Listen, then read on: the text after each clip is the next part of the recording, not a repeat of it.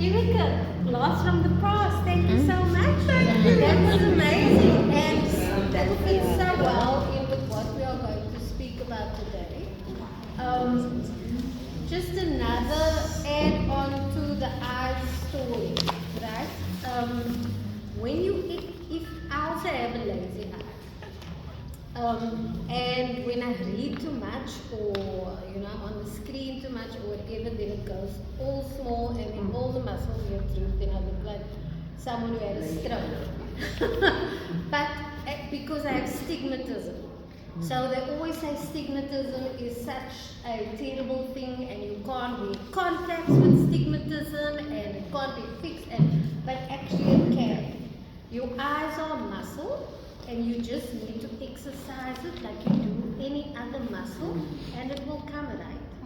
So if you do the exercises that Erika told you to do every morning, or as often as possible, but preferably morning and night, your eyesight can be regenerated along with other healing properties like castor oil and pearl powder and things like that you add to it. That will then also aid whatever other issues you might have. But eye exercises is very important. You can regain your eyesight. It's not a lost cause. So thank you for that. Thank you. And welcome everybody to Migraines and Inflammation. This is something I suffer with a lot because I was in 2 car accidents, and I had permanent soft tissue damage from my neck down to my so to say. So the left side, the soft tissue is permanently damaged. So I can't lift my arm higher than this. Then my whole shoulder swells up and gets inflamed and all these things. And so with that, because there's a lot of dead tissue, it causes issues. So I get a lot of migraines. And nothing works most of the time. But today we're going to delve into what actually can work. Okay, so this session basically is about teaching you natural relief by using traditional wisdom. So we've lost a lot of that traditional wisdom that was handed down through the centuries that kept people healthy and alive. And a lot of that has been lost because now we rely on doctors and Western medication, and we lost the essence of tradition, the essence of what was passed down, the essence of what actually worked for centuries. And we need to get back to that traditional medicine. And what is beautiful is that God created our bodies to want to heal itself. And He created nature to provide us with the tools to heal when we can't heal ourselves, or at least when the body is struggling to heal itself. Then we go to the herbs and the plants and the vegetables, and that's why it's important to have your own vegetable garden so that you are growing nutritive food, and your own herbal garden so that you have the herbs that can heal when you are sick. Because what you put in is what you feed your body, and what will then be reproduced through your body. So if you're feeding it the good nutritive minerals and so forth from the food that was grown in very healthy soil, your body is getting a lot of the nutrients that it needs, and you don't need things like vitamins and all those things to waste your money on that are synthetic, when you can get it straight from your food. Unfortunately, a lot of the food in the shops are nutrient deficient because they grow in mass, so they don't build the soil up to give the vegetables the nutrients that it needs when it is growing. So also there's a famine coming. I'm sure you all saw that this winter we had no rain. And our dams are at 77 now, I think. Last year it was at 87. And already they were like, oh, use water wisely. This year we are probably going to go into the restrictions like 2017 because El Nino is also coming. And you see what it's doing in the rest of Europe. Intense heat waves. So when we have those heat waves coupled with there is no water, what are we going to do? And we need to then think ahead and plan ahead. So start growing your own vegetables, and also when there's no water and too much heat and this whole thing about the foreigners and all of that, there's nobody now to help the farmers pick the food, the veggies and the crops and whatever. So now the crops are staying on the vines and the trees and the stems and all of that stuff, and they are just rotting away because there's no manpower to pick it, which also means we won't have food in the shops abundantly soon. So coupled with the lack of water, when there's water restrictions with the water, you can't grow as much. So serious times are coming, and we need to know these natural remedies. We need to know the plantings of our veggies and herbs. We need to know these things to be sustainable for what is coming. Medicine is also starting to run out. So you might get to a scenario where you go to your day clinic and they don't have medicine. You go to the chemist and they don't have the medicine. What are you going to do? So we need to know how to, or at least what herbs and plants and so forth we can use to heal whatever our ailments are. So these types of interventions and workshops are very important to equip you with that long lost traditional knowledge. And so I just want to share with you 3 John 1 verse 2 says, Beloved, I pray that you may prosper in all things and be in good health, just as your soul prospers. So God wants us to be healthy and prosper through that. So may we give our health the attention that it needs so that we can be of good service to our family, to our communities, and so forth, and to God. Okay, so what is a headache actually? A headache is when you have pain or pressure in the head or the face or the neck. And it comes either from tension in the muscles, from dehydration, from missing your meals, from poor sleep, from eye strain, from being on the PC or the phone too long. Also illnesses that we might suffer from. Medication overuse can also cause headaches, and then hormonal changes as well can be a result of headaches. A migraine is different to an actual headache. It's a type of headache, but it is classified on its own because of its severity. So a migraine is basically a neurological condition, and this involves repetitive throbbing pain. Some may feel nausea, some may feel sensitivity to light, to sound, to the environment as a whole, smells also. You might become visually impaired when you can't see properly, and I get that, I can't see properly sometimes.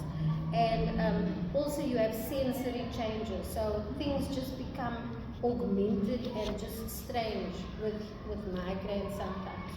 And the triggers for this is stress, disrupted sleep, dehydration, hormones, foods, weather, and sensory overload. So again, if you are on your phone or your PC or your TV or whatever for too long, that also builds up to then develop migraine. So a big thing is also environmental pollution. That also impacts whether we have migraines or not. And then also muscle strain and tension, like I mentioned, the accident that I had, that muscle strain causes me to have migraine. So what is inflammation? It's basically your body's protective response to something that either causes infection, injury, or just irritation. So for example, if you have congestion, the reason why you have congestion is because something in the air, or just maybe hormonal, or something irritated the tissues in your sinus cavities. So when there's irritation, it then sends a signal to the brain to come and fix the irritation. Then the brain sends the anti-inflammatory response, which then swells up the tissues and pushes mucus to the area to flush out whatever is irritating it. So mucus is actually a good thing. It's the body's way to flush stuff out. But when it's stuck, it becomes toxic. So now, because your tissues are swollen, the mucus gets stuck there and it gets green and it starts becoming infected and inflamed and all of that stuff, simply because something irritated the tissues and your body responded. That is inflammation. Inflammation isn't only there, it is anything in your body that causes a responsive action. So they say mainly most diseases is a dis-ease caused by inflammation, which is something that is irritating a tissue or a cell or something somewhere in the body. So that's the main concept of inflammation. You get short-term inflammation that helps heal the situation. And then you get long-term inflammation.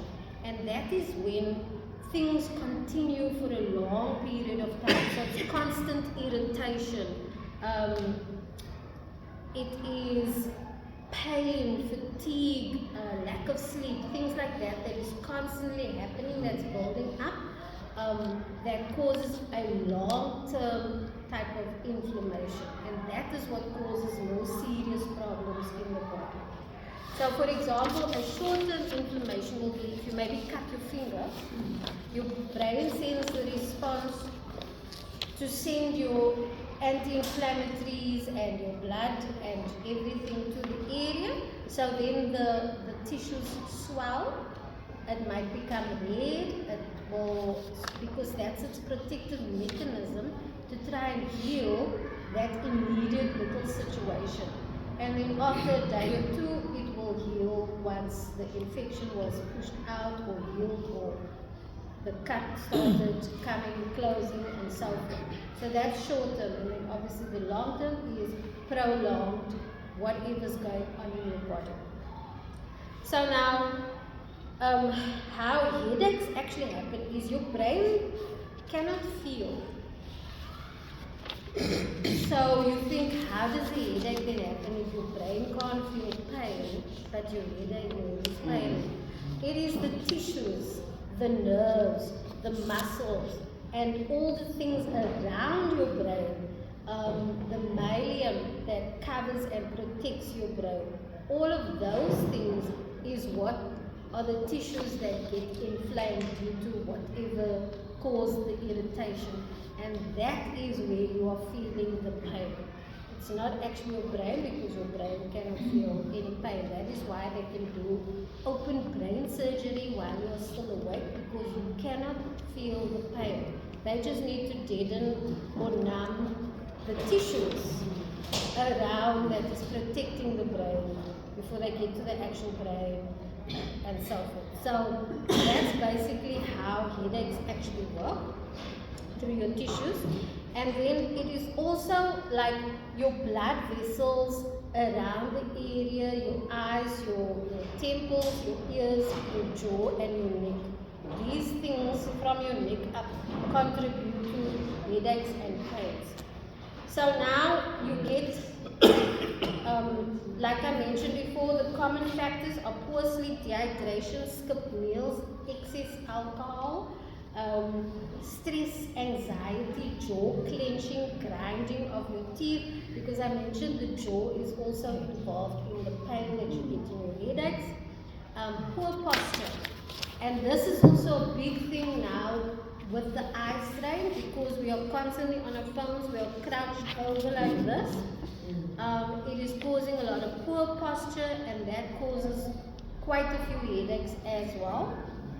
And then obviously, you know, your hormonal changes, especially women, illnesses, whatever it may be, can also cause the inflammation in the brain. Infections, fevers, those also cause headaches and so forth. Caffeine is a big reason why people get headaches, and caffeine withdrawal symptoms. So when you're trying to wean yourself off it, you can also get headaches. Like I mentioned before, it is also medication overuse. So if you are a chronic patient and you constantly have to be on medication, you might also be suffering from lots of headaches as well.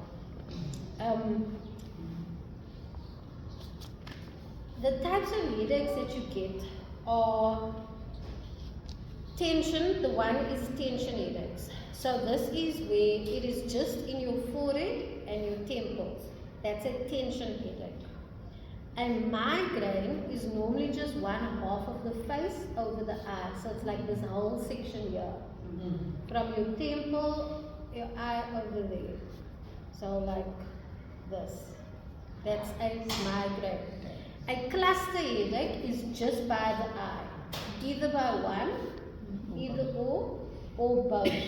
That's a cluster headache. And then you get your sinus headache, which is your T-bar, which is this, down here and here.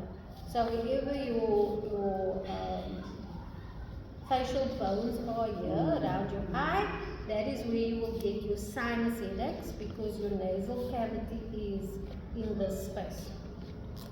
And then TMJ, that is from the ears down to the jaw. It's a tricky word,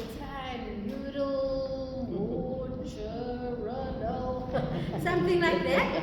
So they just shorten it to TMJ, and that is stuff like neuralgia and those types of things, and it can cause severe pain. I think I did tell you before, I had a neuralgia episode because of the spider bite that I had, and they say it can be worse than childbirth.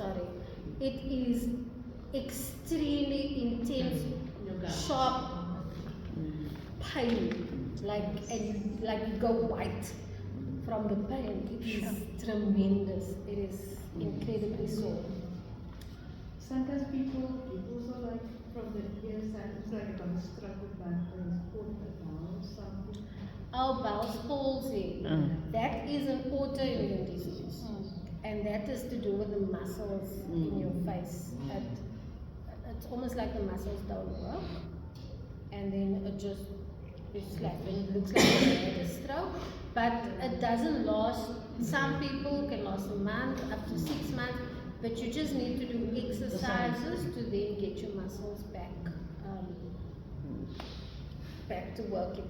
Then you get your high blood pressure pain, and that normally is at the back of your head. Feels like a band is strapped around your head, but most of the pressure is here at the back. Okay, so when there's pain in the forehead, this normally is a light, dull pain, but it's a consistent light, dull pain. And the trigger for this is stress, poor posture, screen time, and straining of the eye. And what you can do to alleviate that is chin tuck exercises. So chin tucks is this. Or this. So both, you'll see once you start doing that, it will start relieving the pain. Another exercise is putting the tongue out as well. Putting the tongue out as well. Yeah, like really. Yeah. You'll also find when you do chin tucks and the tongue thing, your marionette lines will sort of not disappear but start going away. Also this double chin will also start going away. And a lot of people, their faces are actually changing shape because they are down on their phone the whole time, and their jaws become more narrow. And people then start suffering from sleep apnea and all kinds of things because their jaws are now out of sync. And then obviously the posture, you become more like that where you get a little knob here from just being on your phone all the time. It can cause such a lot of issues. But you can reverse it by doing simple exercises. Then when you have pain in your temples, it's normally a very tight throbbing pain. And this you get from clenching your jaw, from grinding your teeth, from stress, from dehydration. And you just need to massage your jaw constantly to get blood flow going and to relax the jaw muscle so that you don't clench so much. When you have the pain behind the eyes, it is a deep pressure pain around and behind the eyes, so like all around here, the eye muscles and at the back of the eyes. It's this deep pressure pain, and this is also due to screen time, lack of sleep, sinus issues and stress. And so what you need to do for this is deep breathing. They call it diaphragmatic breathing. So you lay on your back and you breathe in as deeply as possible for as long as you can. Try to breathe in and then do another, and hold it for as long as possible, and then start slowly letting it out through your mouth. So you breathe in through your nose and you hold it and hold it and hold it. And when you can't anymore, you try to hold more, and then you let it out slowly. This also opens your diaphragm and it gets to the bottom of your lungs. So a lot of us are shallow breathers, and so with the result, a lot of mucus and debris and all kinds of muck get stuck at the bottom of the lungs. And this is what they actually found when COVID happened. A lot of the patients that died from pneumonia was because of that mucus that was at the bottom of the lungs hardening. So it is very good for our respiratory health as well. It also opens our capacity, our lung capacity.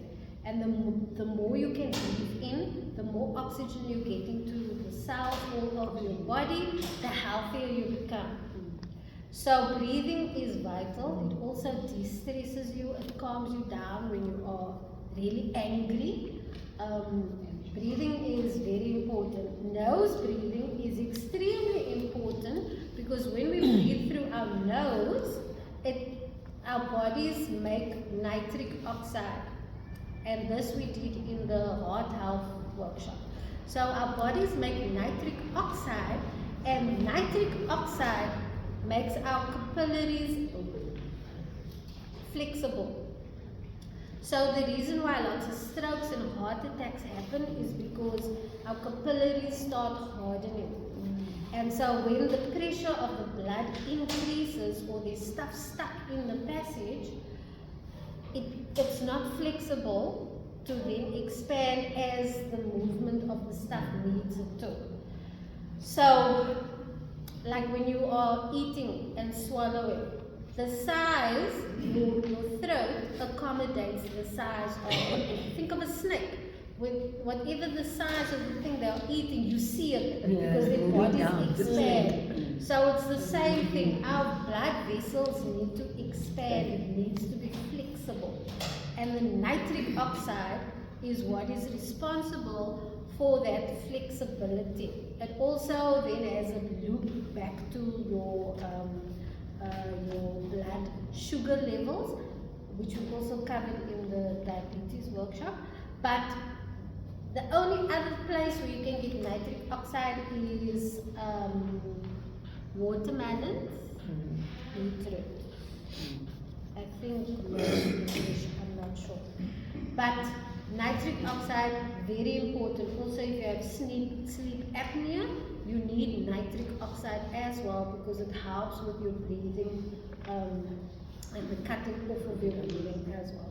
So Try to practice breathing through your nose. It is extremely important. It also changes the jaw morphology. So, because we've become shallow mouth breathers, most of our jaws have become like this, instead of widening out the way it's supposed to.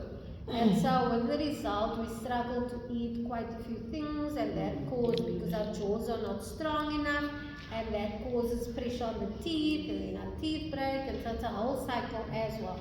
Two questions, actually. Could you keep track of your headache itself? Should you, like what you eat, could that trigger something? Yes, as well? yes, absolutely. Okay. So you can keep track of. Yes, everybody's different, and a big part of any problem in your body is you need to find the root. So Western medicine puts a plaster on the problem, so that you are not plagued by the problem. But the problem has a root, something that is causing the problem, and that's what you need to fix. Then everything else will be fixed. So monitoring yourself, what you eat, what you do daily is also a good way to then track what could it be that is causing whatever issue you are having. You once did this demonstration of box to me, like email that, so that also helped with it. And whether you like me, because I have example, because in 1989, a blood vessel burst. Sorry? A blood vessel. First, your blood vessel. Yes, Okay. Just 89, August 89, so I had an aneurysm operation. And then I got married October, and then I had another one because I discovered another one. But it's also a mindset. If you have a positive mindset, because I never had alcohol, but because of my parents arguing, and that's all working on them, like anxiety and that happened. And God will just add a second chance to life. I'm sorry, I can't say. Wonderful testimony, because lots of people, they die when they have, my one cousin died from an Aneurysm. and it can just happen, just like that. Can I just add something with regards to headaches? What I actually basically do when I have severe headaches, I strip my arm right over the elbow. I put the hand basin with cold water in it, and I dip my arm from here to over the elbow into it, keep it for 3 minutes, lift it up, keep it out for about 2 to 3 minutes, drop it back in again.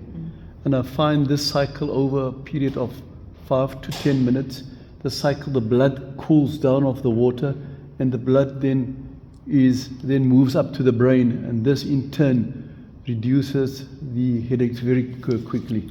That's thank you, that's a very beautiful So, example. sorry, can I just ask on that?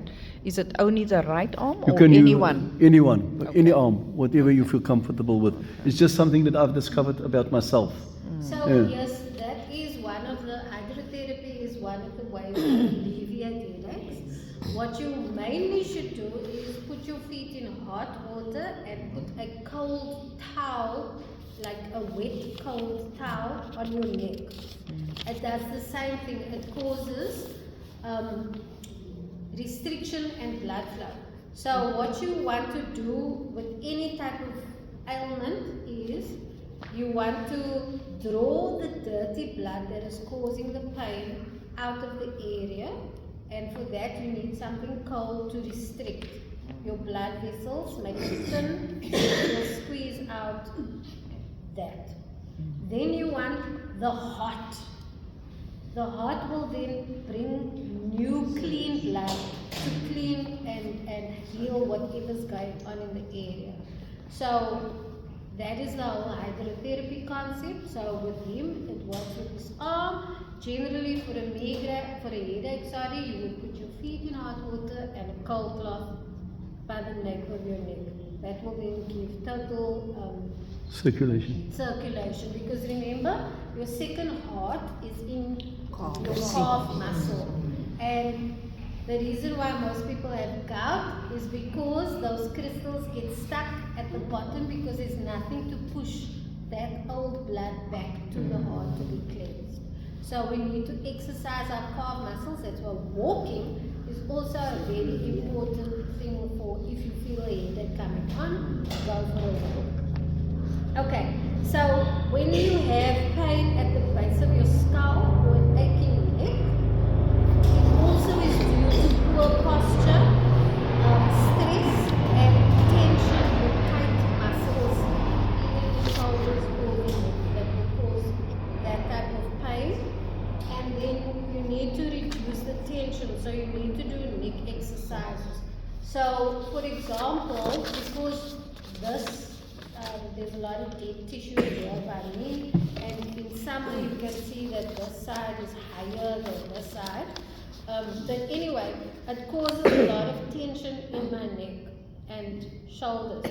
So I need to release the tension in the neck. So you have to pull your neck down in the opposite direction of where the pain is.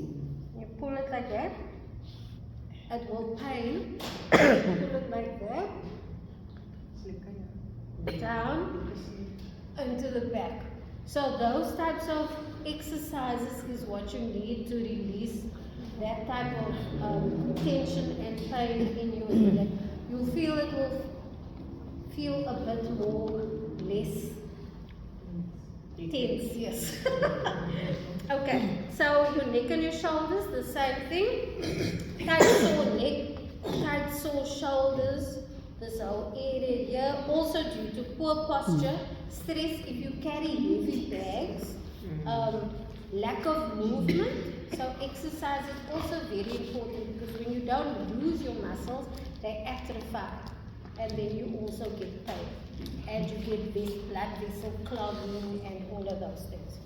So again, you need to just do those neck exercises to stretch those muscles, and you need to try to do movement.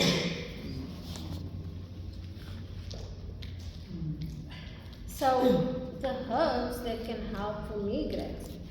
Herbs help migraines through several complementary interventions and pathways.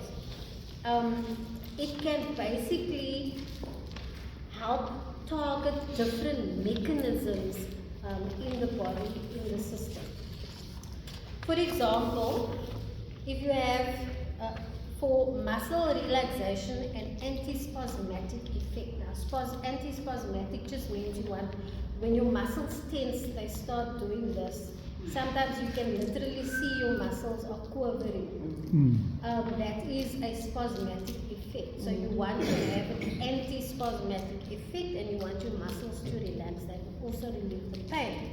So this happens with tension headaches. You get muscle cramps, or your muscles go into spasms around your brain. That is what causes your tension headaches, also in your neck and your shoulders.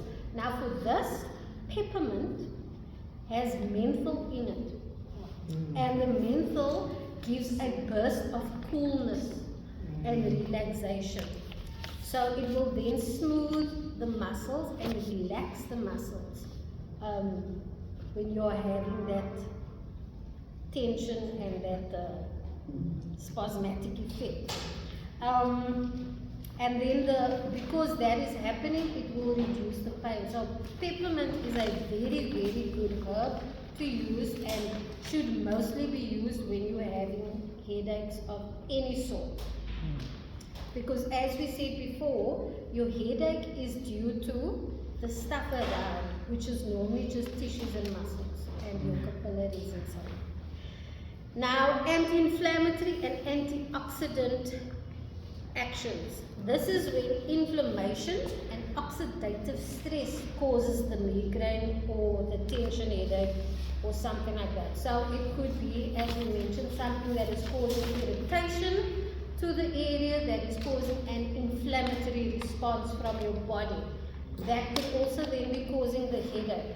And for that you will use turmeric. The curcumin in the turmeric is what is anti-inflammatory, but to activate the curcumin you need peppermint in black pepper, or cayenne pepper also contains pepper. Then you need ginger. In ginger is an active ingredient called gingerol. and that is also anti-inflammatory and antioxidative. Then you have feverfew. Some of you might not know feverfew, but it is a herb and it's got little white flowers. This is how the leaf looks. So in here there is parthenolide, which basically lowers your inflammation response. So that also eases the inflammation. This is also a very good herb to use when you have headaches and migraines. And then we have vasodilators, which is just basically making your blood vessels expand and be flexible, because most headaches are also from, especially migraines, are when your blood vessels are in spasms or they are very constricted. So like sometimes when you have a migraine and you put your finger on it, you can literally feel how it is throbbing, because it is so constricted that every movement of blood you can feel. So you basically want to dilate your blood vessel. Again, the breathing, then you see how the breathing comes in there to help dilate because of the nitric oxide that is now being produced in the body. Feverfew, which is that plant that I showed, also helps to stabilize and inhibit the clotting that might occur. So because the blood vessels are constricted, there will be clotting action happening, and that is also when aneurysms happen. When the blood vessels are so constricted, any small thing can clot it and cause it to burst, or it could be so thin that any small thing can cause it to burst, because it also isn't flexible. So again, breathing is very important, and feverfew can also help with that. In research, and it's also like a balloon below it, when it's the full first, or a tree, the corners, on the, you jump on the branch, the corner will weaken, and every time you got pressure or excitement or joy, it will get weaken, eventually it will break, and I was lucky. Mine didn't burst completely, and it's like 40 times. Wow, that's amazing. What was the symptoms of I had a lot of migraines when I was young. Like I read, cerebral pain is always came with a migraine. And I was working there. And then it's just like. But what happened? Like, I just actually about 6 o'clock followed the view, followed the view and I just got late actually. oh, okay. So that's one of the symptoms that you have in aneurysm is. Did your whole body get lame or just your I face? almost like I went in a kind of a coma, that is, but I was still, because when they asked me at the hospital, what did that mean, what I was, so I could say, but it wasn't a slurry. Okay. Stiffen So it's almost like a so it's almost like a stroke. Everything was okay, but because of that, I had problems with the brain scans and the CAT scan, and we then discovered exactly. Sure. Wow, you're lucky, eh? Very good radio. Well, back then. Sure. I don't know.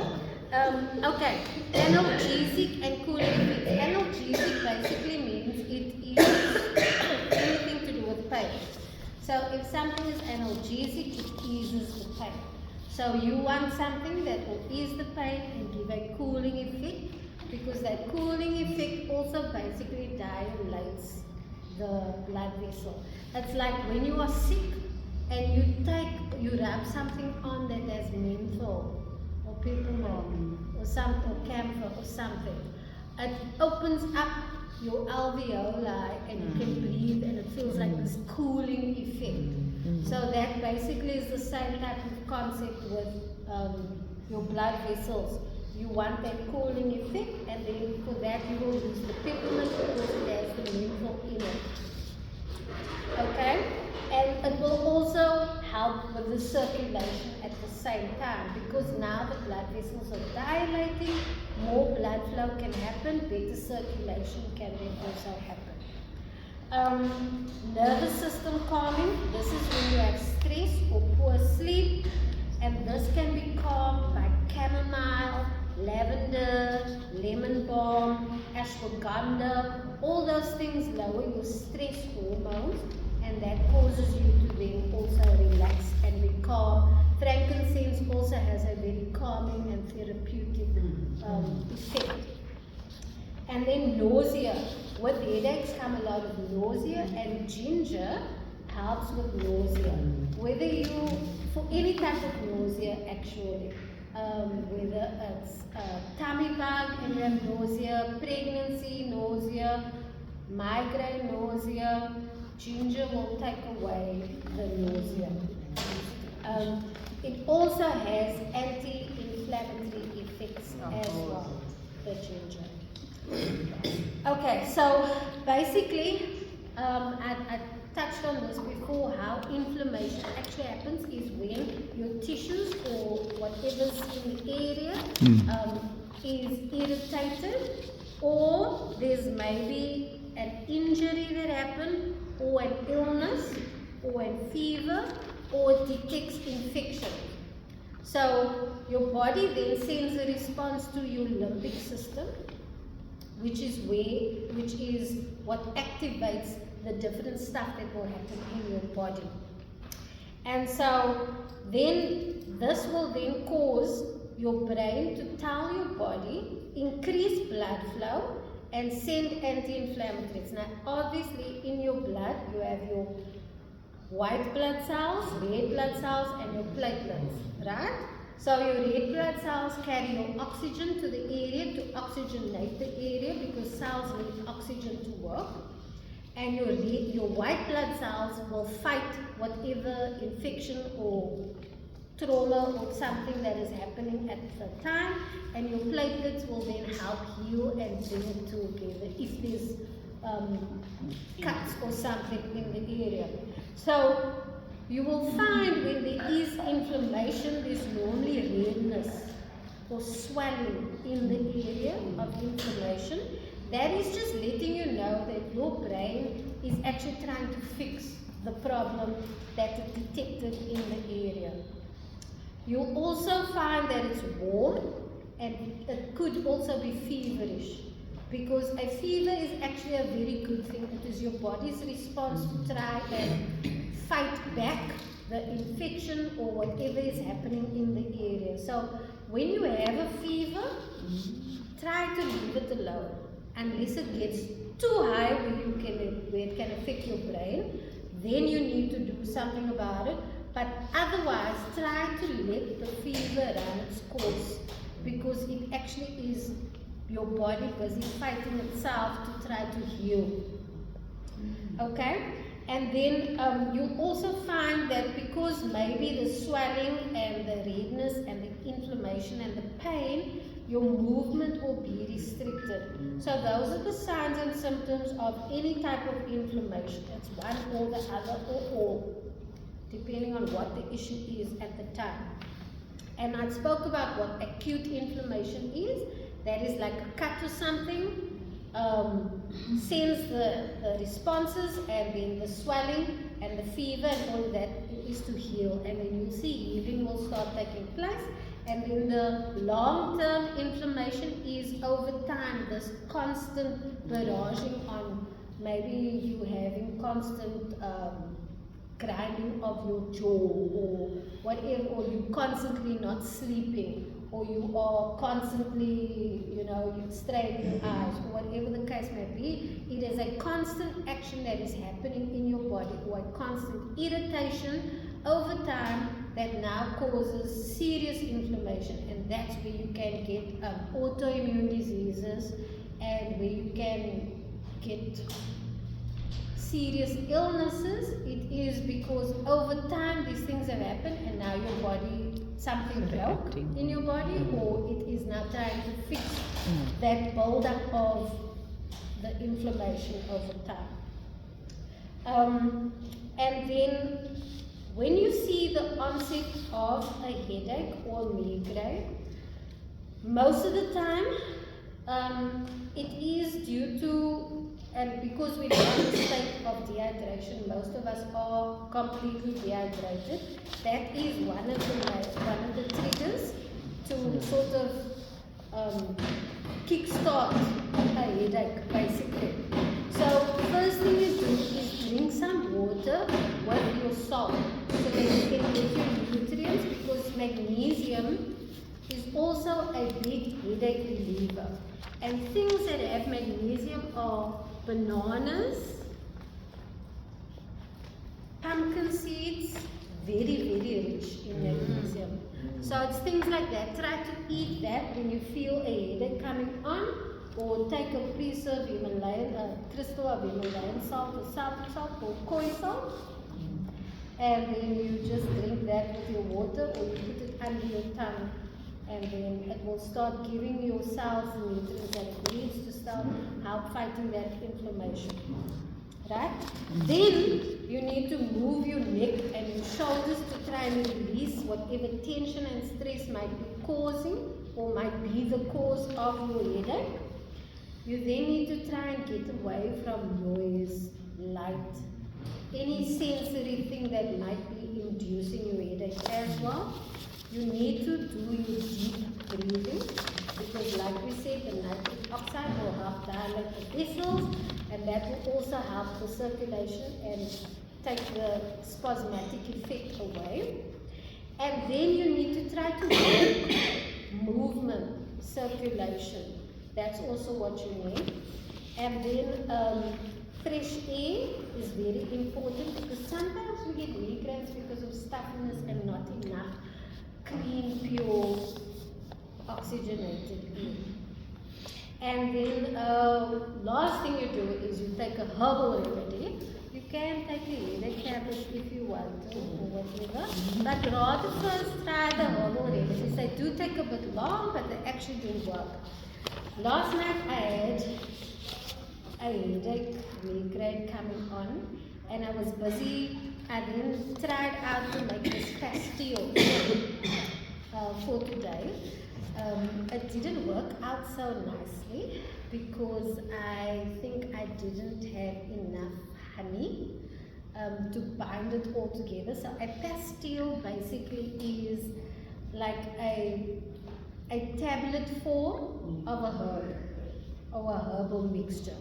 So you basically take the herbs that you want to use for whatever issue you have in your body, and you mix it with honey until it becomes not a gummy, but like a tablet type of thing. So you can make it into a ball, into a square, into whatever, and you keep that for when you have headaches or whatever you are making it for, and that's also your own type of tablet that you can make. So I had that, and it was terrible, but it worked. And for me, for something to work, my migraines are terrible and nothing works. But for me, for something to work is, and the only thing unfortunately is Adcodols at work, not ibuprofen, not any of those things, just Adcodols, because it's related to tension of my muscles and so forth. Yeah, but that worked. Sorry, have you done the massages and all of those ones as well? Yes, I did, but it tends to alleviate the muscle pain, but not really the headaches, because the soft tissue that's dead is under the muscles. So it constantly is causing strain that goes to the head. And that's why I have the headaches. So it's twofold type of scenario that's going on. Okay, practical ways to use herbs. You can use it topically. This is when you dilute the essential oils, and like for example, if you have a forehead headache or a migraine or something that is mainly here by your temples, you can then take peppermint and tea tree oil are the only essential oils that sometimes lavender, but try not to. They are the only essential oils that you can apply directly onto your skin. Every other essential oil you need to put into a carrier oil because it is too concentrated, it will damage your liver. So rather mix the peppermint oil with some form of carrier oil and then put it on your temples. It will then dilate and then cause that calming feeling, antispasmodic, and it will then start taking your headache away. That's what you can use topically for headaches. Then you can do your tea infusions. That is when you actually make a tea. It mustn't be boiled water because the boiled water directly onto the herb will denature and break down some of the active ingredients. You need to wait like 1 or 2 minutes, maybe 5. Let it just cool down. It must be very hot water, but not boiled. And then you pour it over your herbs and then you let it steep for 10 to 15 minutes and then you can add your honey or whatever and drink it. So tea infusions are ingestion. Then you get your extracts, which can be your tinctures or glycerides. That is when you extract the active ingredient out of the herb. A tincture or a glyceride is a concentrated form of, it actually is the best form to get most of the active ingredients out of the plant or herb. Water, not all the nutrients and active ingredients are water soluble in plants. Most and some of the vitamins as well. So when you're doing a tea, you might not get all of them or the good ones, so to say, but you will get those that are water soluble out of it. But when you do an extract through a tincture, you use an alcohol to draw it out, and that solvent will then be able to break down, for example, the leaves and the stems. They are very difficult to extract the plant material from, but that solvent can then do that during the tincture process. You can extract almost all the active ingredients out of the stems, out of the leaves, out of the flowers, out of whatever you are using. So it is the best way to get most of the active ingredients out of the plant. That is also how they make medicine as well. Western medicine is they extract the active ingredients out of things, and then that they then put into a powder form or whatever, and then into your medicine. So a tincture is the best way to make an extract. A glyceride is if you don't want to use alcohol, it will do the same thing. It will draw out the active ingredients. You just use glycerine instead of the alcohol. Its lifespan, however, is not as long as alcohol. Alcohol is very, very, very long. Years and years and years. Up to 10 years or more.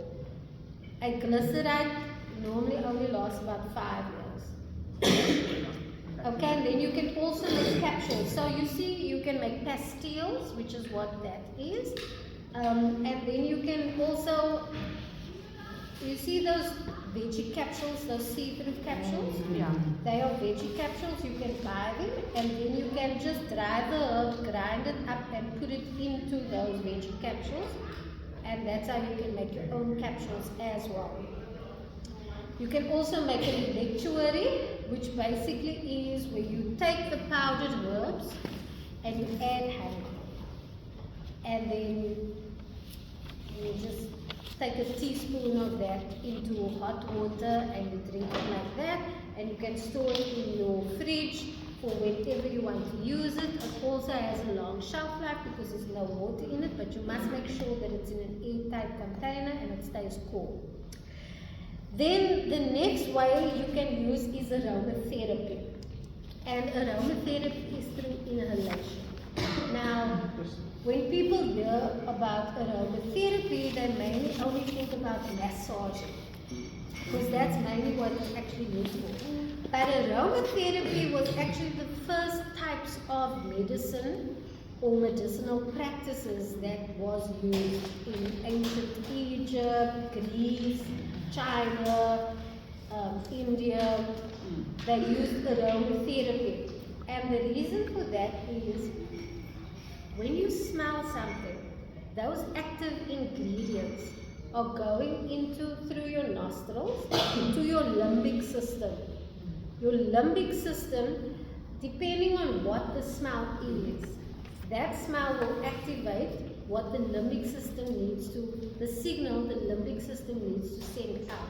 So for example, if you've got a migraine and you put some peppermint on there, or you do a peppermint inhalation, the menthol in the peppermint will activate the limbic system to set off the anti-inflammatory and the vasodilators and the cooling effect and all of that stuff to the area where the stuff is happening.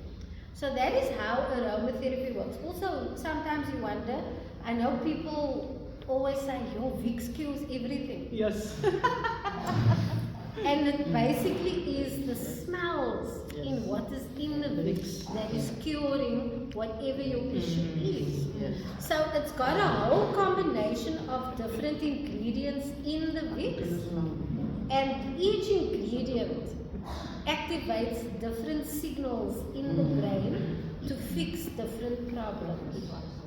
And it's mainly an anti-inflammatory response type of thing. Because remember, inflammation is any sort of dis-ease of the tissues or anything in the body. So your brain will then send the right response to the area where you are putting the Vicks on, or where it can sense the issue is. It will then send. So smells are extremely important, and smells can heal in amazing ways. Smells can also help your parasympathetic nervous system. That is when you are sleeping or resting. There are certain systems in your body, like your breathing and your heart and so on, that continue working when you are not working, when you are not active. So it also helps boost those systems as well. So smells are a very important part of healing. That is why you can inhale certain things and it can heal. I don't know if you've maybe watched East Asian movies or traditional Chinese, when they use traditional Chinese medicine, they always have incense burning something, and maybe the incense made the person lame or demonic or something, because different smells can activate different things in your body to cause your body to go into different responses. So just like it has good responses, it can also have negative responses. So you need to know what it is you are trying to do when you, because you can actually make your own incense. I did a workshop, you with me? I did a workshop on how to make your own incense and chest rubs and sinus bombs and so forth, because aromatherapy is a very important healing tool that most of us don't realize. So smells heal. Yes. Yeah, I just wanted to say it's the memory that gets also triggered. Yes. In those sense, like certain foods that I forgot about in small. So they can trigger us, and sometimes it's good ones as well. Yes, exactly. So sometimes when you smell something, it reminds you of your granny, or it takes you back to high school, or something like that. All of that happens in your limbic system. It activates and triggers not only responsive systems, anti-inflammatory responsive systems, but also memory as well. And it can make you feel sad or happy. So it can boost your mood, or it can be a downer type of thing. So yes, smells can be good and bad. Now, for tension headaches, you use peppermint topically. For migraines, you use ginger tea. For stress triggered, issues where you are extremely stressed, you use lavender, lemon balm, and frankincense and chamomile. For frequent migraines, to prevent those frequent migraines, you can use fever fuel. If you know you get a lot of headaches, maybe just drink fever fuel every second day or something, and that will help prevent the headaches. And then pain and inflammation, drink turmeric, willow bark, because that also stops the pain responses. Willow bark is what aspirin is actually made of. So willow bark is an amazing antispasmodic bark tree. So it helps a lot with all different types of pain. So if you have a willow tree, that is amazing. You can make your own pain reliever.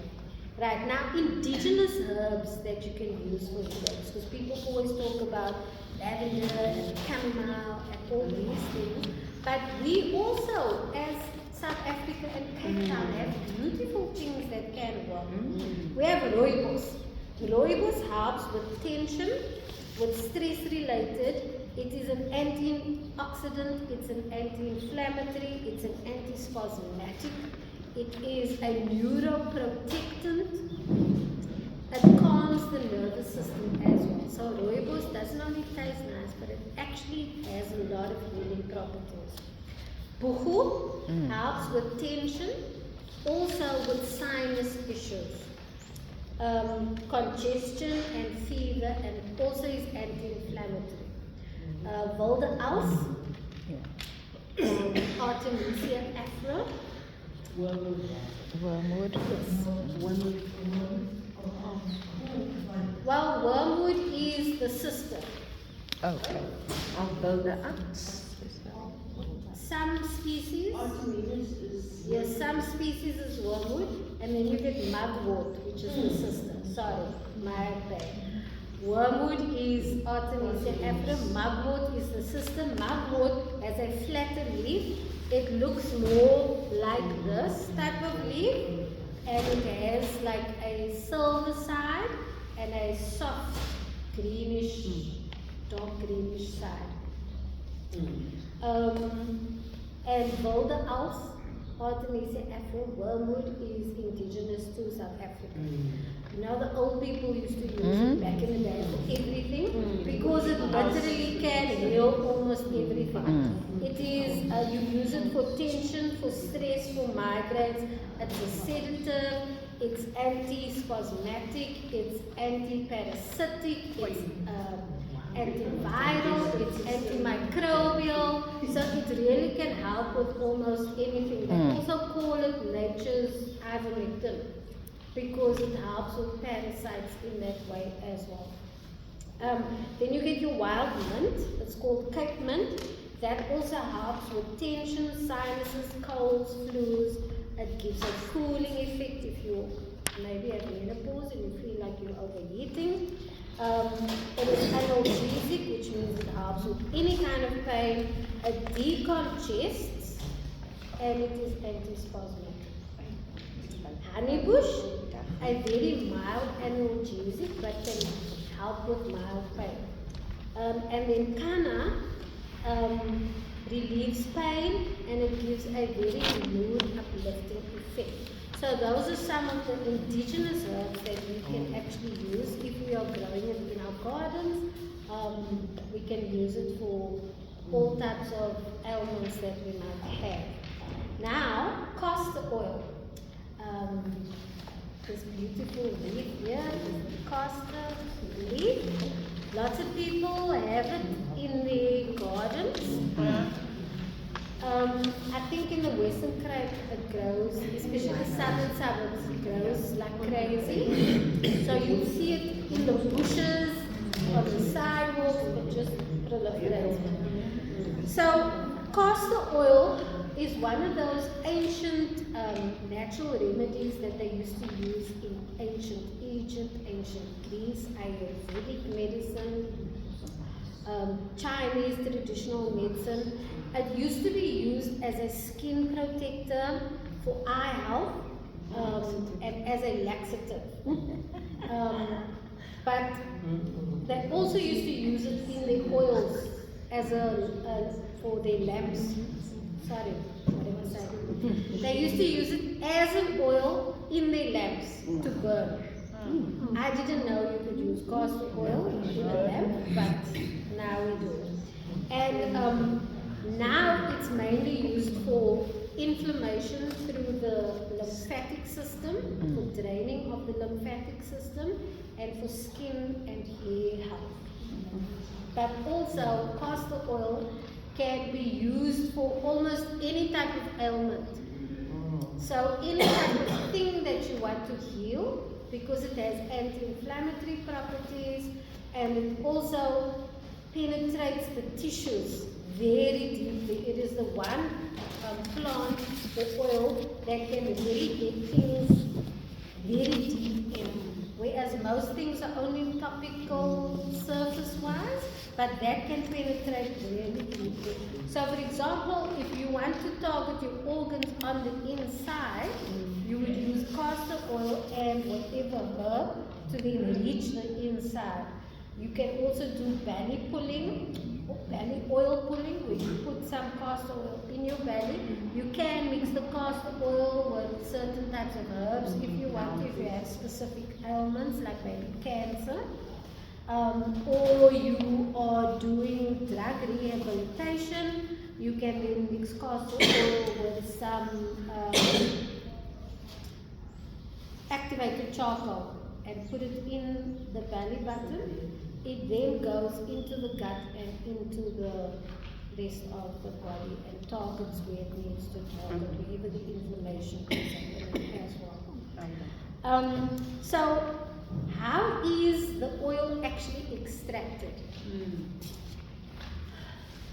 This is the pot that the oil comes from.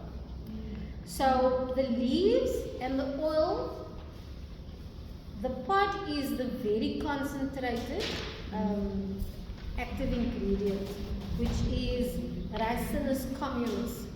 And the leaf has a very mild effect compared to the actual pot.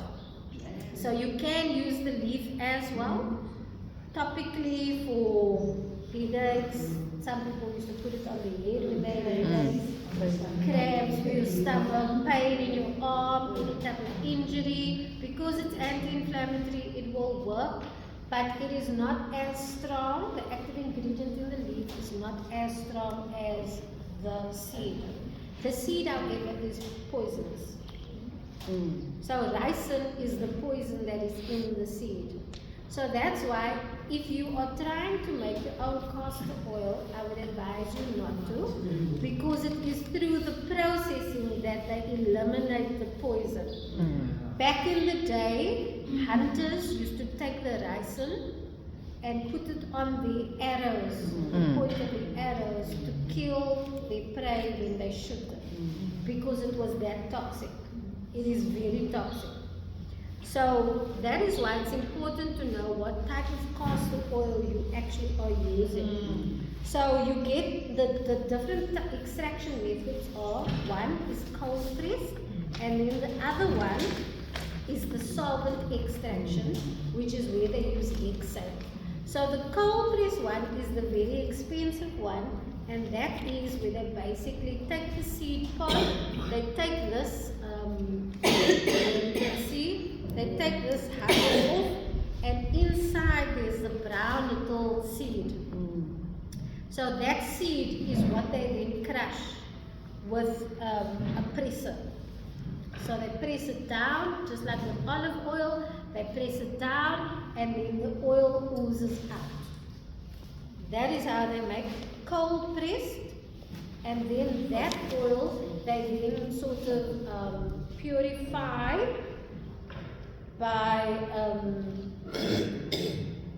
but not boiling it, but like heating it at low temperatures, just to sort of purify it. Okay, so that is the expensive, because when that heating process happens, that is when the ricin is evaporated or discarded or taken out, basically. And also because the ricin is in the actual shell of that seed. So the oil doesn't really have the ricin in it. The seed itself does that you are crushing. So that is also how the expensive castor oil doesn't have the ricin, because it is only the pure oil that is crushed out. And what's left is the ricin with the pod, that the seed that it was in. So now the solvent extraction process is where they use hexane to extract the solvent in there. But first, they do the same thing, they press it, and then when they can't get the oil out anymore, the shell or the matter, the mass that is left from the seed, they then put that in hexane to extract as much of the oil out of there as possible. And that is toxic because the ricin is then in that oil. And that is used industrially because they want to get the maximum yield out of the seed as possible so that they can have more oil. And those, unfortunately, the cheap ones, that is the hexane castor oil. So that's why it's cheap. But the cold press one is expensive because there's no ricin in it. But the cheap one that you find, this Hercules brand and all of those things, that is the cheap version. That's why it's so cheap, because it actually has poison in it. So, I mean, obviously, and then they also bleach it, that oil that they put through a process, and they heat it and bleach it and decolor it and all of that stuff. And those are also chemicals that is left in it. So, yes, you are using the castor oil, but yes, there might be traces of ricin, which is toxic. And once it builds up, The it organic. can cause issues over. So the organic is the expensive The one. organic hexane-free cold pressed. That is the expensive one. Organic hexane-free cold pressed. That is the expensive one, and that's the one without the ricin.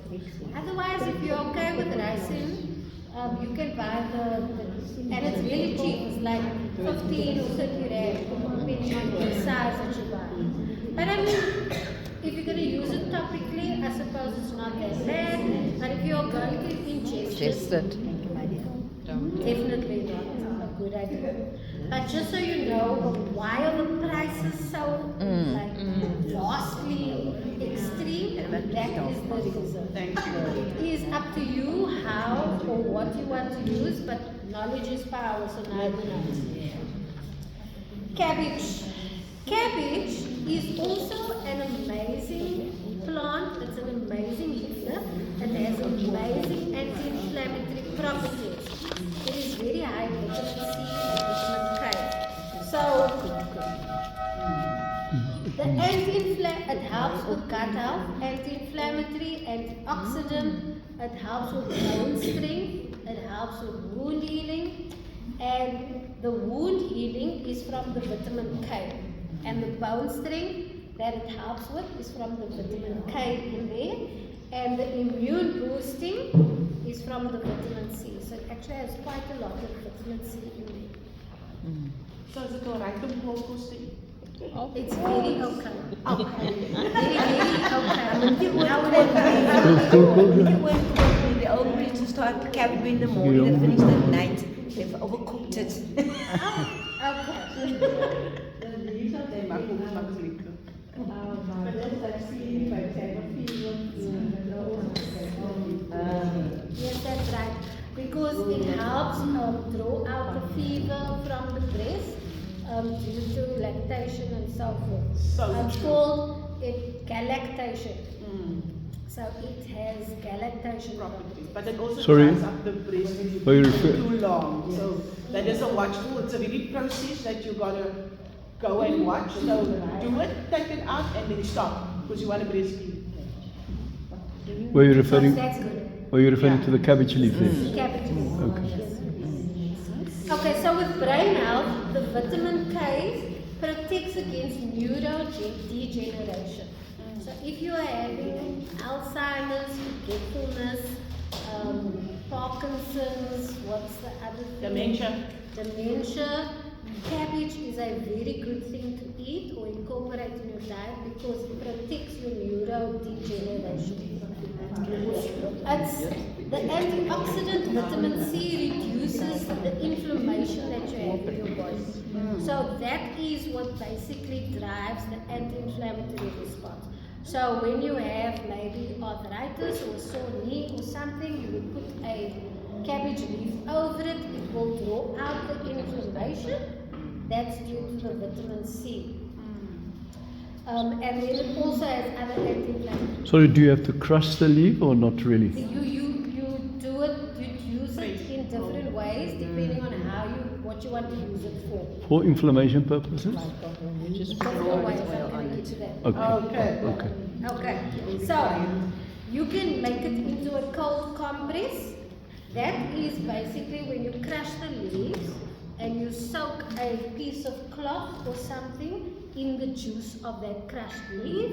You can then put it on your forehead or wherever there's inflammation. That's one way you call it a cold compress. That is one way you can call it. What will happen is it will then dilate the blood vessels and then the headache will ease. When you have a migraine, you can make a migraine paste. So again, you take the thicker leaves on the inside, close to the core, and you crush it. And that you will make a paste sort of consistency, and then you make a poultice from that. So you put that paste on your head for the migraine. It will then also relieve your migraine pain. And then you can drink cabbage juice raw. It will alleviate because it's got a lot of vitamin K and vitamin C. It will alleviate headaches, tension, and stress. So if you're feeling stressed, drink some raw cabbage juice. And you can juice it or crush it and then squeeze out the juice depending on what you want to do. But if you have joint inflammation, you then just take a leaf and you put it on overnight and you wrap it with some like cling wrap or something, and then it will draw out the inflammation in that way. Okay, now I'm going to do the demonstration. Yep. Okay, let me just, do you want me to read? You have this, you can take it down, all the different herbs that how you can use it and so forth. Okay. Demonstrations. So I'm going to show you how to actually make the paste. The cabbage paste to use as a poultice. And this you can use not only for migraine, but also for whenever joint pain as well as a poultice.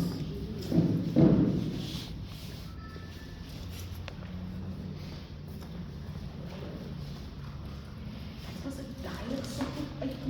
Diet of cabbage. Diet.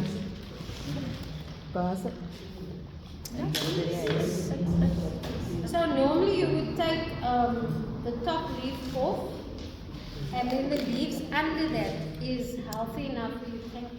Healthy enough for you to then use. So for example, you take an underleaf, and if your elbow is sore, you would then put it on the elbow. If you are having galactation issues, you would then put it on the breast and wrap it up or whatever.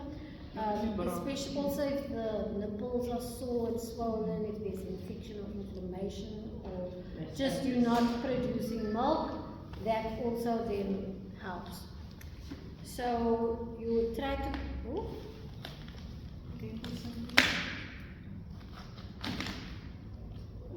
just going to take a short, small piece.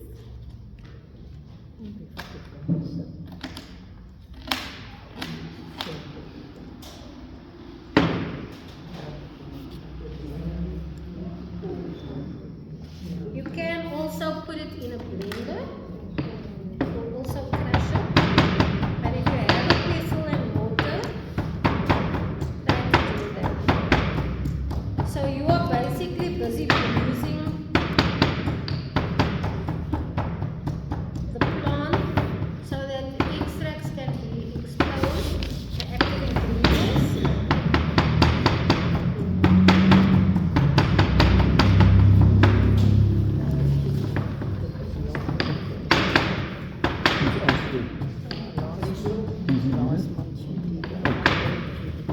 Yeah, of course. So the middle part is very hard. So it is quite difficult to crush.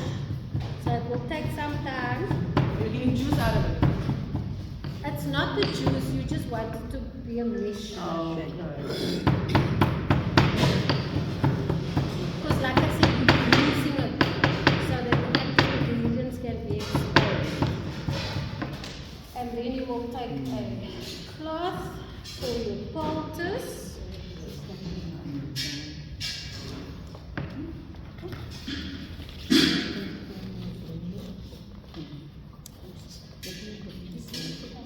But I would preferably not put it in a blender because you lose the active ingredients in the blender.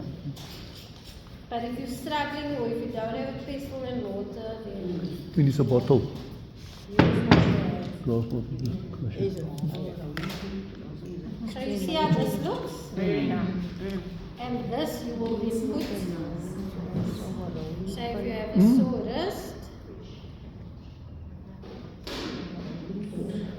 you will then put it on there like that, and you will wrap it with cling wrap. And then you will go about your business. Leave it on as long as possible or until you start feeling relief. Okay, so that is your cabbage poultice.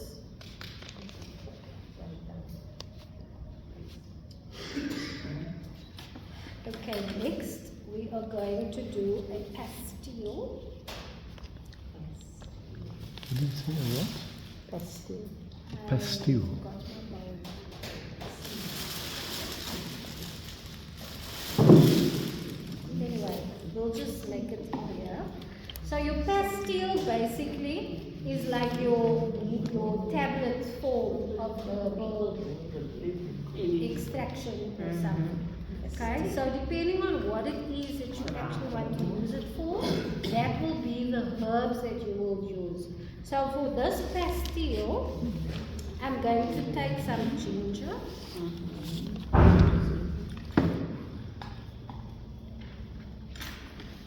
If you have the powder, even better. But I didn't have powder. So this is now just purely for demonstration purposes. So what is this powder? Are you meaning like that release ones with that powder or what powder? I'm just asking. Ginger powder. Oh, the fine. Ginger Okay, powder. okay. You see. Just because you get powder by the spice shops and stuff. Whatever. You can make your own powder. Yes. How do you do that? Dry ginger and then Dry the You ginger. slice it up and you Dry. dehydrate it. If you have an air fryer, you can dehydrate it in that. Or you can, if you have a warmer, you can dehydrate it like that. Or you can let it dry. But it takes 6 to 8 weeks to dry out. You can build your own sun dehydrator. I built my own little one using boxes that I had at home. you put it in the oven. Okay, so it will make like a paste like this. Okay, so the paste we will put.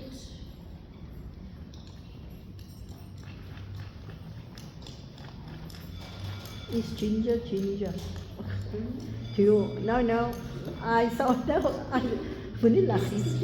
Like when you go to ozone there, okay, they will say some stuff is organic and some is conventional, but the garlic is never organic. So that's what they come in. Oh, Okay. okay. Yeah. Look, organic always means that it has more of the active ingredients. It's got more nutrients. It's got all of that. Most of the non-organic doesn't have nutrients in it. But ginger is very strong. So when you taste that strong ginger taste, that means it does have the active ingredients in it. It might not be as potent as organic, but it is so. So we're going to have that, and then we're going to take some licorice root. These are the hot plant. Licorice ginger. Because even I buy my stuff from Lentegeur Market Organics. Okay, they at Lentegeur Hospital they have this garden, yeah. And but they never have garlic. They have lots of other herbs. Really? Yeah. Garlic is quite temperamental to grow. Is it? Because they've never ever had garlic corn. Ginger and garlic. There's never that, but they have all the other. That's what I was asking. Yeah, look, ginger is Hard to seasonal. grow. So it also it needs a lot of sun. It can be quite temperamental, but it's seasonal. And it takes like 2 years to grow properly. 8 months to 2 years if you want a good size. Or if you want growth properly. Okay, so licorice root basically dilates the blood vessels, but it also can be used for respiratory problems and gut issues.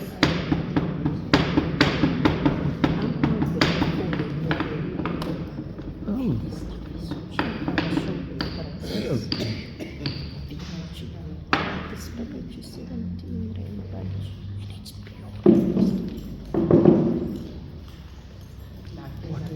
It's as fine as, I don't have a coffee grinder, so I can't grind it into powder. It's as fine as I can get it. And then some marshmallow. So marshmallow is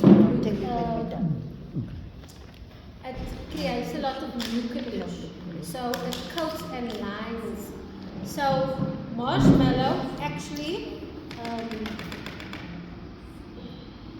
was used as an antibiotic. You know the marshmallows that you eat as a sweet, it actually first used to be medicine. So back in the 1800s, the children, well you know children can't really take medicine, and when they used to have tonsillitis or sore throats or something, they then used to take the marshmallow root and boil it. It then creates this thick mucilage type of gelatinous body, and then that's basically how marshmallows were made. And they started just adding a little flavor, sweetening. So when the children used to eat it, it would soothe their throats and it would fight the infection that was happening. Is that also a root? Marshmallow? Yes, but the marshmallow is a family of the mallow that grows like a weed. You can also use the mallow as well. It has the same properties, just not as intense as the actual marshmallow tree.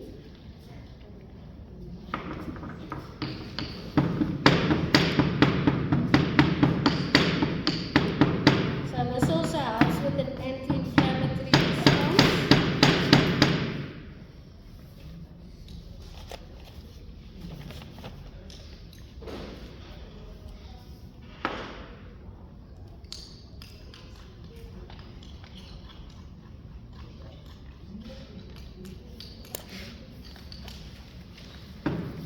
And then slippery elm. What is it? Slippery elm helps a lot with gut issues, but it also is a vasodilator and it also is a Slippery protective. elm. So it soothes the area, but it also will help soothe the pain as well. So we're just going to take a half a teaspoon. The one I made last night, and then we add a little honey.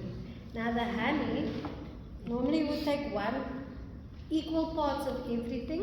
So if you're taking 1 spoon, you take 1 spoon of everything, half a spoon of everything, that's how it is. And then the honey, it depends on the mixture. So you want it to gel together, basically. So if you see it's not gelling, then you will add a little more honey. Because you want it to have like a paste consistency. I put a little too much honey. But if you have more honey, it just takes a little longer to dry out.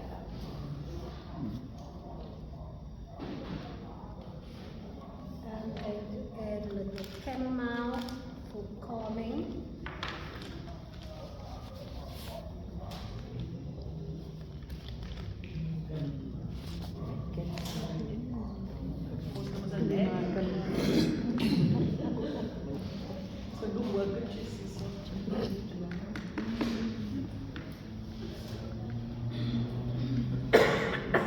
Okay, so basically, when it is sort of a thickish paste type of thing, you would then, still too much honey, but you would then make it into a little ball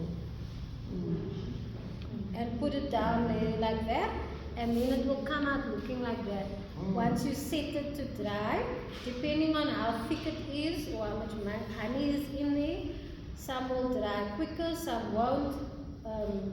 This took about 3 days to dry, and then this is pastille, and you can then just eat it anytime you have a headache or a migraine coming on. So you can make pastilles with any type of herb. You just add honey and you eat it. It won't always taste nice because most herbs are bitter, but the honey will help it go down.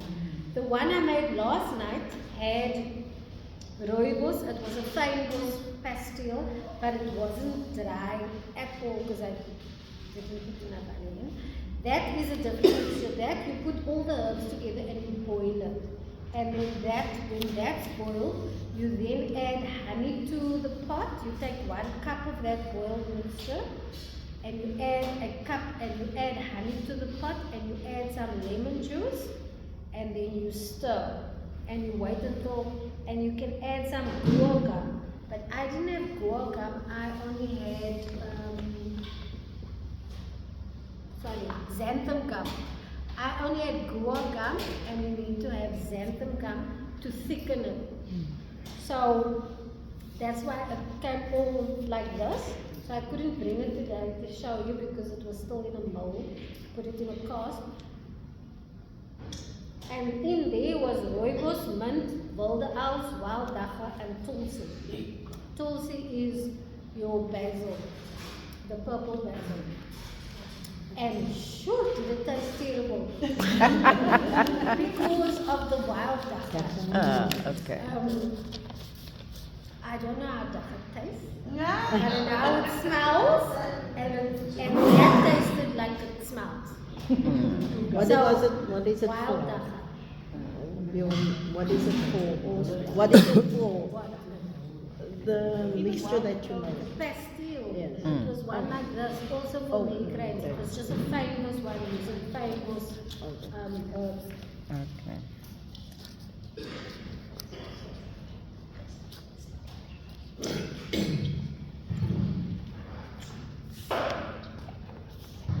So that's your own tablets that you can make.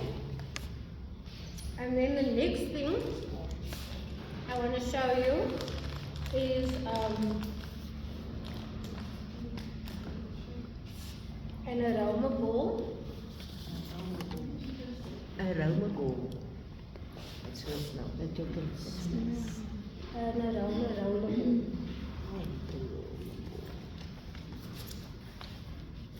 So for this, you would need to get a roller thingy. You can wash out your So we take the top off. Here's the roller ball. And then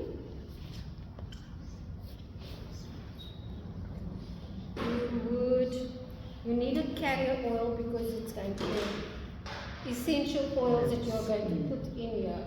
So the carrier oil can be olive oil, it can be sweet almond, avocado, whatever you want to, as long as it's a liquid viscous oil. So you can just first put your carrier oil in there. What quantity? You fill it to almost the top because it's the carrier. So we are just going to add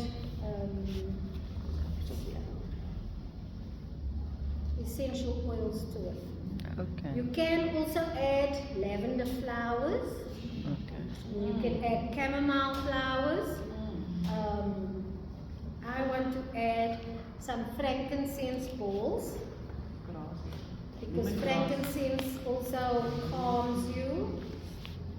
Lemongrass. You want to put the flower in. Okay. So either a resin or flower. So I'm just going to put a few of this in there. Frankincense also has regenerative properties for the skin as well.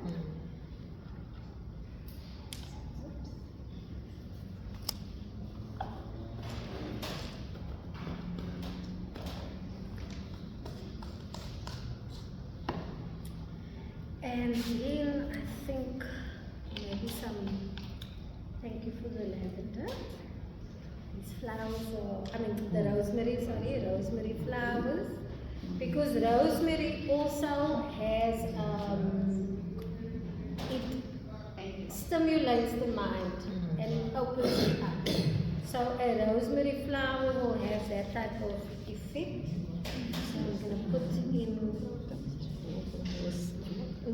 some rosemary flowers. And because the flowers are in an oil, it will stay like that.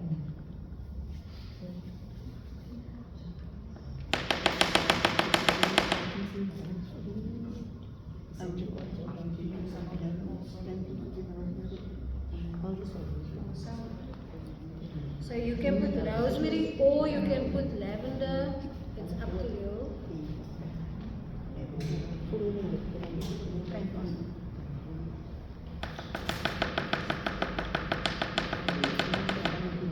Chamomile or feverfew. Feverfew also has pretty white flowers, small little white flowers. So you can put feverfew flowers in it as well. And then we'll put the essential oils in. So we are going to. Where do you get the plant, the feverfew? Buy the plant, grow the seed and grow it. You can buy the plant itself from a nursery. Feverfew is not that common, but it's very good to have.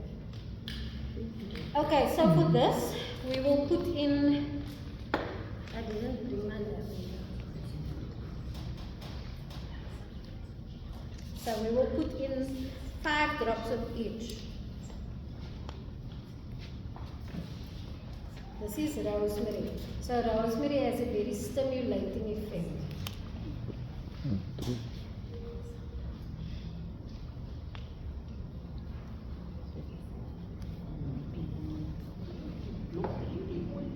Peppermint, as we know, will dilate the blood vessels and help with the pain.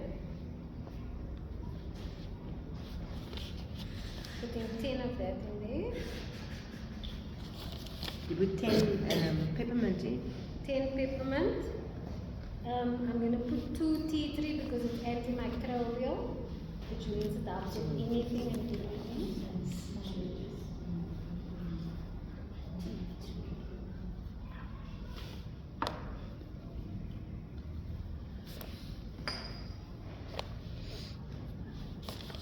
And then eucalyptus.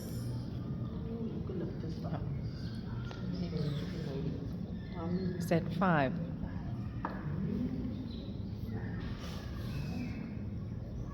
Where do you get your oils from?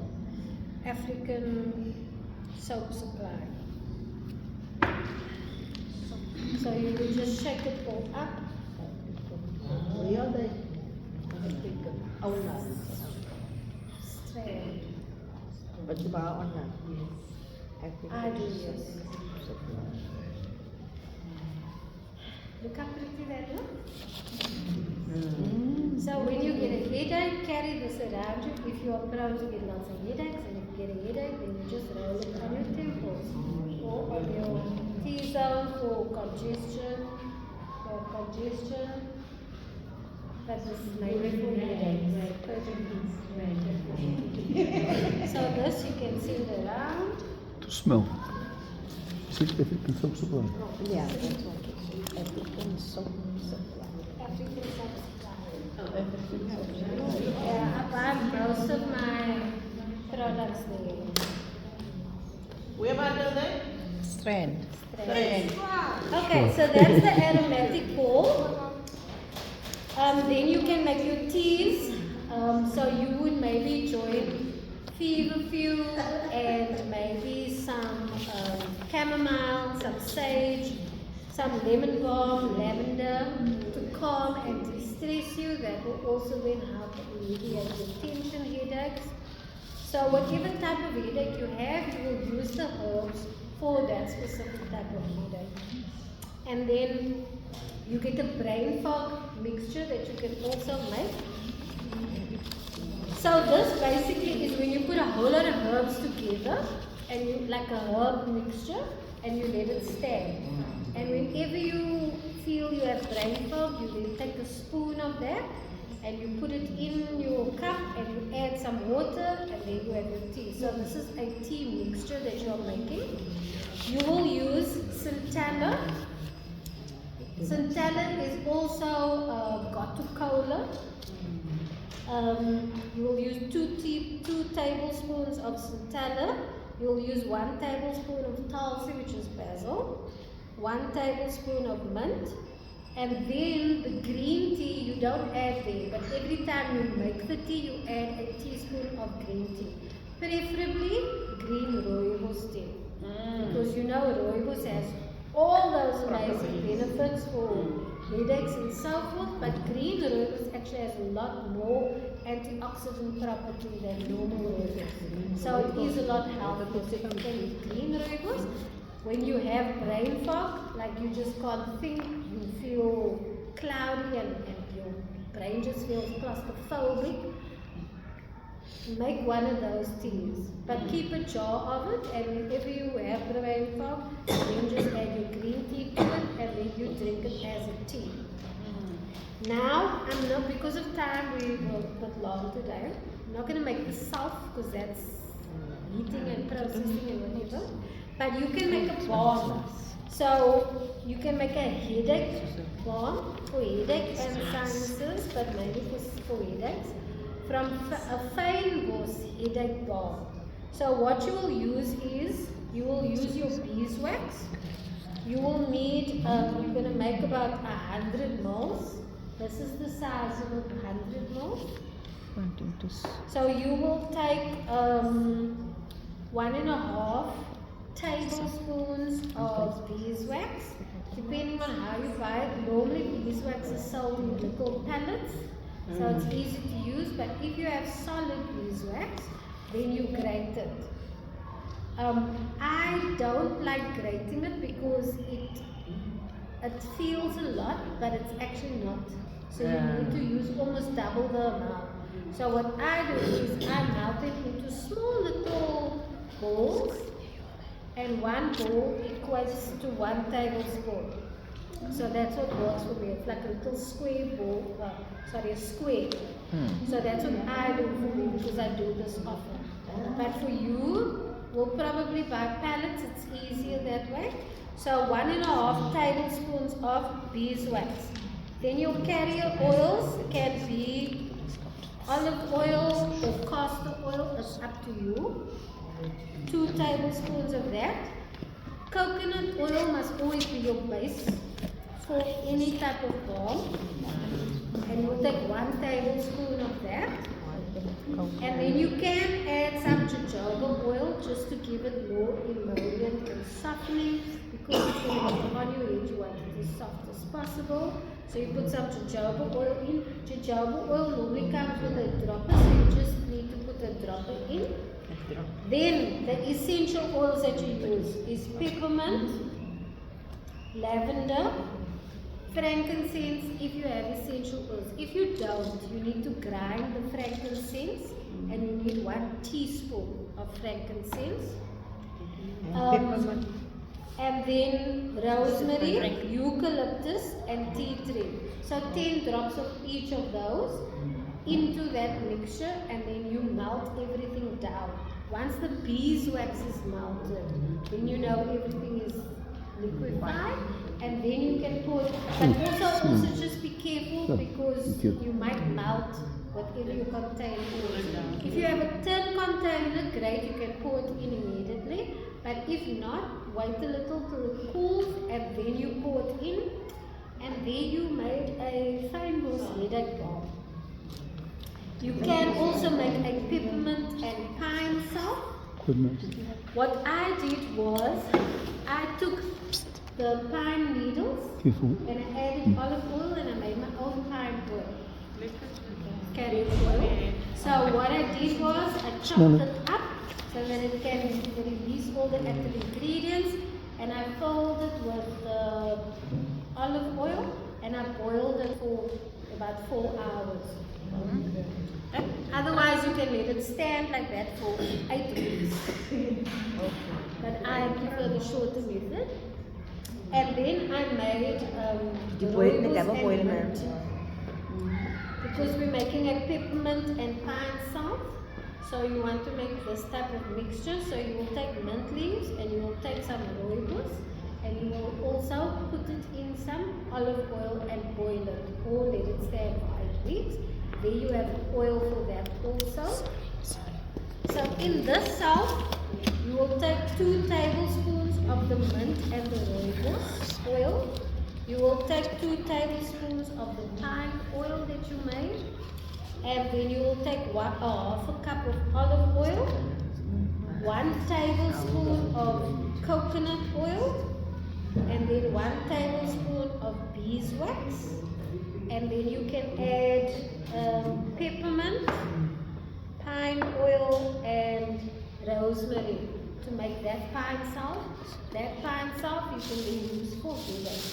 But pine is truly amazing because it has very strong anti-inflammatory and wound-healing properties. So if you have it, and they used to use this in the wartime, they used to use it instead of stitching because it basically glues your skin together. If you make a pine salve. The thing is, you need, and this you use for deep wounds. So if you have a very deep cut or wound that needs stitching, make sure that you clean it thoroughly so that there's nothing that can cause infection left behind. Once it's cleaned thoroughly, you then put your pine salve on. It will then glue the skin and everything back together, tissues back together. If there is anything that might cause infection left behind, you have to cut open the skin because the infection will be stuck under closed skin and it can be very detrimental. So you need to clean properly before you put pine salve. As amazing as it is, it can also be deadly in such a situation. So pine salve is very, very amazing. It heals a lot of different things. It also draws out toxins as well. You can use it for inflammation, for wound healing, for scarring. Pine sap is really good, so you can use it with pine needles. And I think that's it for today. We do have an anti-inflammatory juice. Anti-inflammatory juice that will help activate your lymphatic system. And as you know, your lymphatic system is what flushes out all the toxins in your body.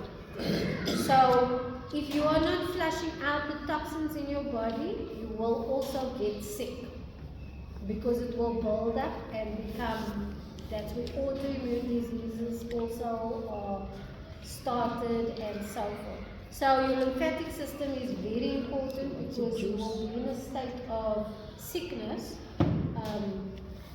Your immune system will be low. You know, every time you get an ailment or something, in that area, your lymph nodes are always swollen. Let's say you have tonsillitis, your lymph nodes are swollen. That's how you know there's infection in the area. So your lymph nodes always tell you, depending on where it is, if it's swollen, it means there's an issue in the area. And the lymph nodes are trying to get rid of those toxins. So, if you have a lymphatic juice and you have a shot every day, it will move your lymphatic system so that you can flush out the toxins. So the biggest way to flush out, okay, going to the toilet is one, but also sweating. That is the best way to get rid of the toxins in your body. Also breathing out the toxins, but take that one is and the pause best way. on. So try and sweat as much as possible so that you can get your toxins out, and try and use as natural as possible products, because anything else can actually clog your pores, and then those toxins get trapped under your skin, and cancer can start, any type of ailment can start when there's a buildup of toxins in your system. So everybody can have some of this. Thank you so much. Oh, sorry. What's in here is cucumber, mint, lemon. And you just use it. I think that's it. And what is the mint and lemon. Is it the lemon? Is that all? Is that all? That's all. And one tot a day. 1 or 2 tots a day. This jug will only last 3 days in the fridge. So preferably as much as possible, or you can freeze it, the tots in ice blocks, and then have a shot every day. But basically that's it. Any questions? Thank you for coming. Thank you so much. So what do you call that?